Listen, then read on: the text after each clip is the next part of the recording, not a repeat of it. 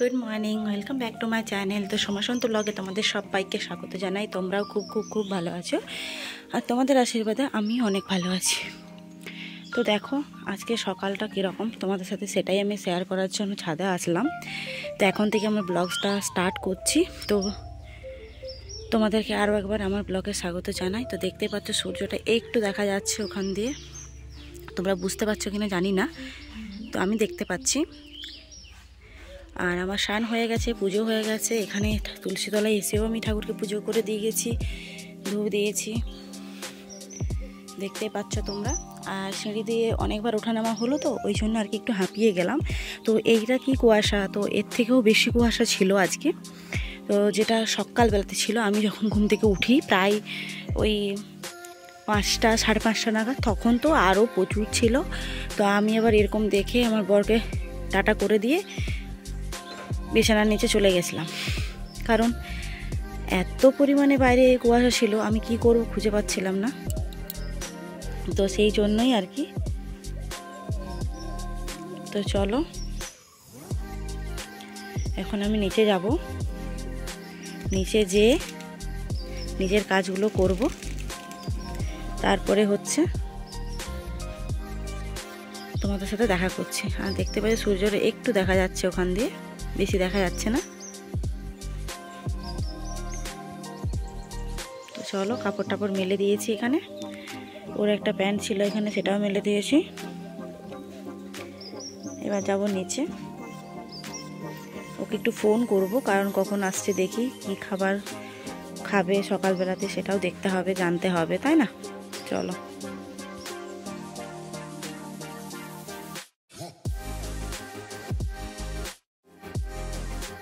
Hi friends, তো দেখো তোমাদের সাথে গল্প করতে চলে এসেছি। তো এখন বেশিক্ষণ গল্প করবো না, ছাদে ছিলাম তো ওখানে বসে বসে ফোন করছিলাম, তো ফোন করে নিয়ে এখন চলে এসেছি নিচে। এখন বাজে দেখো ঘড়িতে প্রায় 11টা সাড়ে 11টা বাজতে যাচ্ছে। তো এখন আমি চলে এসেছি রান্নাবান্না করার জন্য। তো আজকে কী রান্না হবে চলো দেখাই তোমাদেরকে।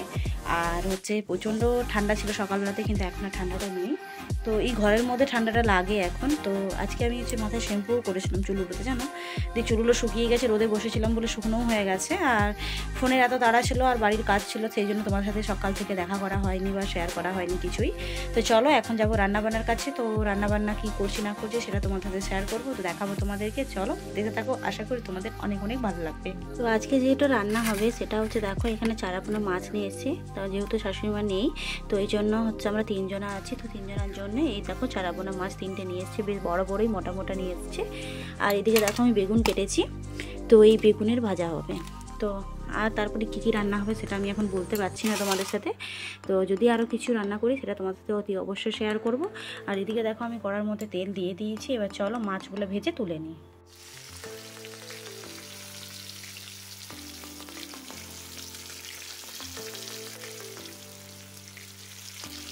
ওইদিকে দেখো মাছটা ভাজা হচ্ছে, আর হতে হতে আমি চলে গেছিলাম মশলা বাটতে। তো এখানে সরষে আর পেঁয়াজ বেটে নিয়েছি, আর এদিকে দেখো আর মাছটা ভেজে তুলে নিয়ে বেগুনটা বসিয়ে দিয়েছি।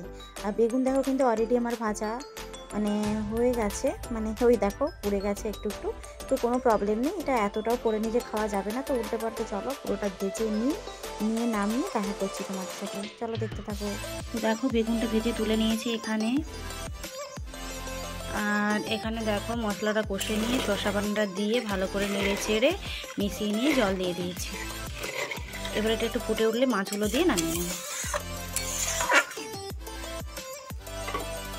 দেখো মাছের ঝোলটা কিন্তু আমি নামিয়ে নিয়েছি, এরপরে দেবো আর এই যে বেগুন ভাজা। আর এইদিকে দেখো আলু কেটে হলুদ দিয়ে দিয়েছি, আর তেলের মধ্যে দিয়ে দিয়েছি লবণ। এবার চলো তেলটা গরম হয়ে গেছে, এবার দিয়ে দিই।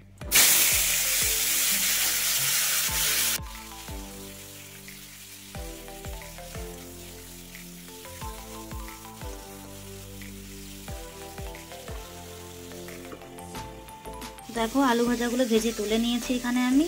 আর একটু তেলটা বেশি ছিল বলে ভাবলাম চলো একটু গাজর কেটে ভেজে নিই। তো এবার একটু ঢাকা দিয়ে দেবো, এটা আস্তে আস্তে হতে থাকুক, কম আছে। তারপর ভাতটা বসিয়ে দেখো চাল কিন্তু ধুয়ে অলরেডি রেডি করে রেখেছি, আর ভাতে হারিয়ে জল দিয়ে দিয়েছি।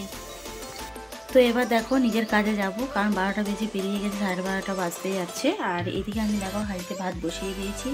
সব তরকারি কিন্তু অলরেডি কমপ্লিট হয়ে গেছে, 3-4 রকম তরকারি হয়েছে আজকে একটু একটু করে। তো এবার যাবো হচ্ছে নিজের কাজে, গ্যাসটা একটু কমিয়ে দেবো আর কি জালটা। দিয়ে বাইরে গিয়ে ফোন করব, কারণ এখানটাতে নেটওয়ার্ক থাকে না আমাদের, নাহলে আমি ফোন করতে করতে কিন্তু রান্না করতে পারতাম। তো সেক্ষেত্রে তো সম্ভব নয়। এবার হচ্ছে ভাতটা করতে থাকুক আস্তে আস্তে, আমি এবার ফোনের কাজগুলো করে নেবো জলদি। আর আমার বর কিন্তু এসে গেছে, আর ও এসেই গাড়ি ধুতে চলে গেছে, কারণ গাড়িটা ওর প্রচুর নোংরা হয়েছে, ধুলো হয়েছে, কারণ যেহেতু ডেলিভারি কাজ থাকে তো অনেক দূর দূর যেতে হয়, আর রাস্তাও তো সব জায়গায় সমান থাকবে না, আর অনেক দিন ধরেই ধোয়া হচ্ছিল না গাড়িটা, তো সেই জন্যই ও ধুতে গেছে। আর আমি এখানে এবার নিজের কাজ করব। ভাতটা আবার আস্তে আস্তে হতে থাকুক, জালটা একটু কমিয়ে দিই। তো চলো। তো দেখো বন্ধুরা, এখন একটু বিকেলবেলা আমার না একটু বাদাম ভাজা খেতে ইচ্ছা করছিল, তো কিছু কিছু মন যাচ্ছিল খেতে, তো কিছু তো সেরকম বাড়িতে এখন বানানোর সময় হবে না, কারণ ফোনের কাজ আছে। তো ওই জন্য দেখো এখানে আমি বাড়িতে বাদাম ছিল, সেই বাদামগুলোই ভালো করে লাল লাল করে ভেজেছি, দেখতেই পাচ্ছ। তো তাওয়ার মধ্যে শুকনো খোলায় ভেজেছি, তো এরকম খেতে আমাকে খুব ভালো লাগে। তো এখন বাজে ঘড়িতে 5টা বাজতে 15 মিনিট বাকি। তো চলো এখন আমি বাদামগুলো বসে বসে খাবো আর ফোন করবো, আর তোমাদের সাথে পরে দেখা করছি। আর আমি বাদামগুলো ভাজতে ভাজতে আটাটাও মেখে নিয়েছি, তো ওটা পরে দেখাচ্ছি তোমাদেরকে। চলো এখন এটা খাই, খেয়ে দিয়ে তারপরে সন্ধ্যা দিয়ে তারপর দেখা করছি তোমাদের সাথে।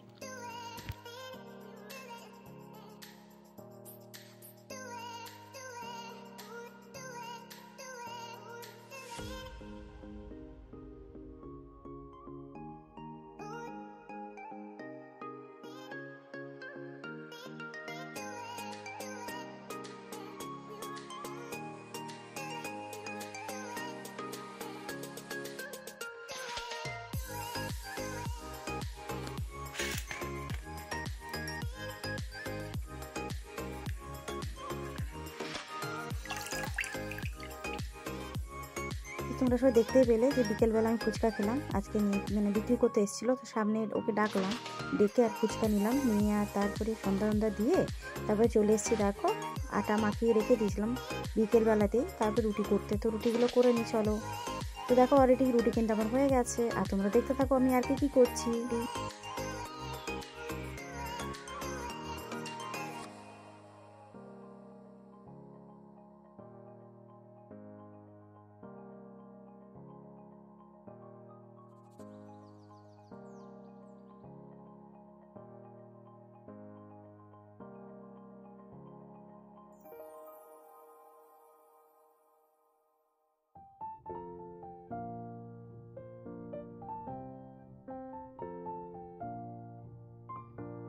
তো দেখো আমার বোন দোকান থেকে নিয়ে এসছে মিষ্টি 3 জনের জন্যে, যেহেতু মা নেই ওই জন্য আমরা 3 জনাই খাবো।